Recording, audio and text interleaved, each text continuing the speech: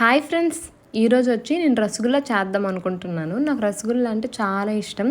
నాకేమైనా ఎప్పుడైనా తినాలి అనిపిస్తే ఎక్కువ శాతం నేను ఇంట్లోనే చేసుకుంటాను. బయట అయితే అస్సలు కొనుక్కోను. వీలైనంత వరకు ఇంట్లో చేసుకొని తింటాను. ఫస్ట్ రసగుల్లాకు కావాల్సినవి అయితే ఫస్ట్ మిల్క్ తీసుకొని మిల్క్ అయితే బాగా బాయిల్ చేసుకోవాలి.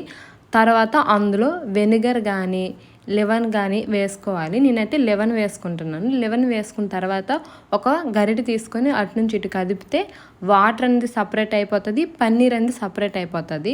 వాటర్ మొత్తం వడగొట్టుకొని పన్నీర్ని వచ్చి ఒక క్లాత్లో తీసుకొని మొత్తం వాటర్ లేకుండా గట్టిగా పిండుకోవాలి.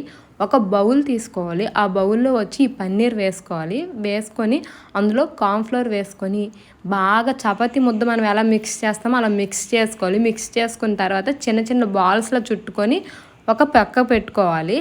పక్కకు పెట్టుకున్నాక ఒక బౌల్ తీసుకొని అందులో పంచదార వేసుకొని పంచదార లైట్గా లేత పాకం వచ్చేంత వరకు పంచదార పాకం అయితే తీసుకోవాలి.